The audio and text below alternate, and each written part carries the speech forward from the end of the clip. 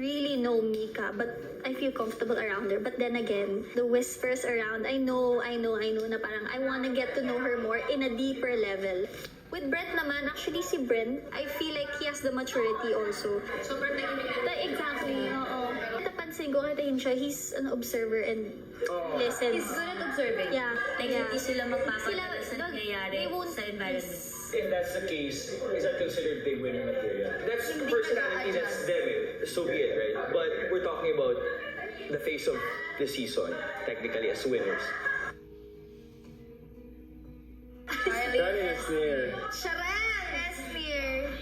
I wish he was more open. Parang he's also the type of person who doesn't wanna show his vulnerable side. Kasi Yes. gusto niya matapang lang siya. Like, happy lang ako, okay lang ako, guys. Yeah. Pero ano nga din yung sinasabi sa kanya? Okay lang. Hindi mo kailangan. Yeah, basta Open siya sabi ko sa kanya naman. And as ngayon ang compare naman sa before, ngayon mas natatanggap na yun. Aminado naman talaga siya na. Kasi first day sinasabi niya, diba, bihira lang ako umiyak. With Charlie naman, yung bunso, I really look up to her because I she's saw so that young, ako din, but Charlie. her growth has been amazing. I mean, Amazing. And she doesn't like people babying her Yeah. as well. Yeah, that's what I like about her. Sobrang appreciate ko si Charlie nung ranking namin. Yung hindi talaga siyang mag-rank siya. Though ako na yung nagsasabi na parang hindi niya naman deserve. hindi yung ganon. Ayan na. Dustin and Bianca. Si Dustin, honestly, I mean, I know he's getting a lot of comments from the people, but he was one of the first people that made me feel comfortable Yeah. sa bahay. Ako, And parang genuine naman yung Yeah. dahil si Dustin and Bianca, like, they really like each other.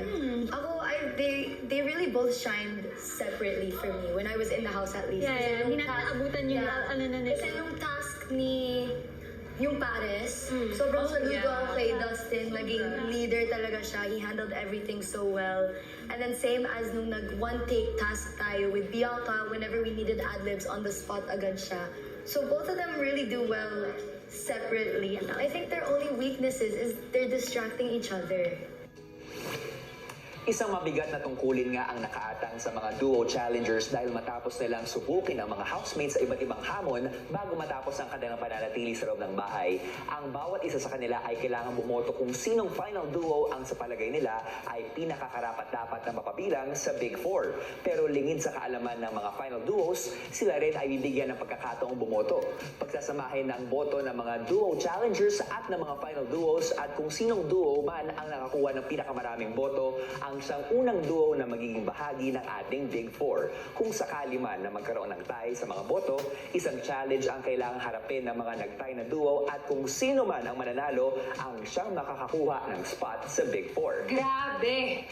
Grabe, Robby! Talagang aabangan natin ang mga pagdadaanang hamon ng mga natitirang duos kaharap ang mga duo challengers dahil talagang napaka-importante ang nakasalalay dito dahil isang slot sa Big Four ito. Pero bago ang mga nakaka-excite na ganap na yan, saksihan muna natin ang isa pang espesyal na task na ipinagawa ni Kuya sa mga housemates. Let's watch this! Isang masayang task ang binigay sa mga piling housemates. Housemates, isang task na inyong gagawin na tatawagin kong Sito Switch and Match Challenge. Kung saan mahahati kayo sa dalawang teams. Dapat ma-match ng bawat team ang lahat ng Sito bottles sa kaparehas niyang bote sa loob ng box. Isang team member ang magpapagulong ng bola para ma-shoot ang kanilang caller sa designated lane. Kapag nagawa ito, ang kabilang team member ang gagalaw sa pwesto ng mga Sito bottles na nakapatong sa box. Matapos nito, malalaman nila kung ilan ang nagtugma at nagtapat sa mga Sito bottles. Pero kapag hindi na ipasok ang bola sa designated lane, ay hindi magagalaw ng teams ang kanilang mga Sito bottles. Ang unang team na makapag-match sa lahat ng Sito bottles nila ang siyang mananalo. I'm Ralph. At ako si Will. At kami ang Team Rawi. Sobrang cool! Sobrang clean! Love you, Situ! Hi, I'm Charlie. Hi, I'm Esmir at kami ang Sharan! To see is to believe. To see, to sarap!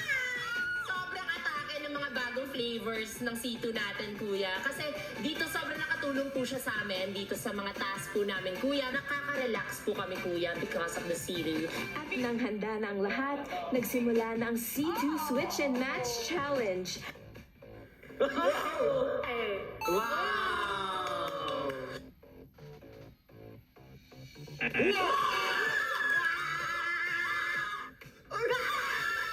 Ganyan tayo, ganyan.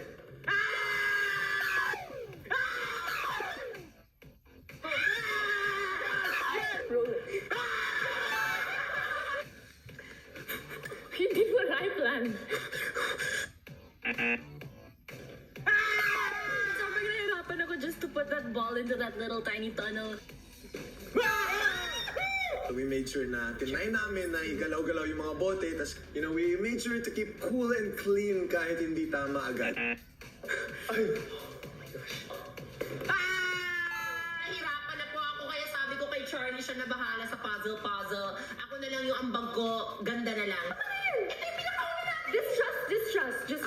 Just trust. Dalawa nga. Tama yung dalagdag, di ba? Timo, kain you right now! Let's change to... Ano?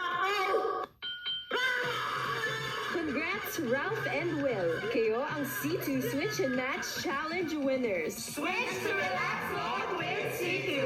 Maraming salamat, C2!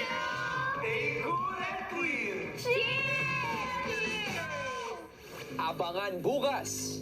Flavor din. Pero pwede mix of both. Oh my God!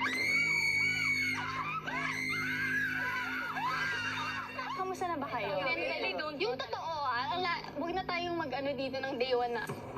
Who you guys think is deserving to be part of the Big Four? Secret. Secret? Bakit secret? Natadawat ka ba? Nasa dulo na tayo na we're playing safe. Kaya harap kayo sa isang series ng paligsahan na susubok sa inyong galing, diskarte at determinasyon. Para dito, isang grupo ang inyong makakatapat at makakalaban. At sila ay ang lahat ng mga dati nyong housemate na bumisita sa inyong salo-salo.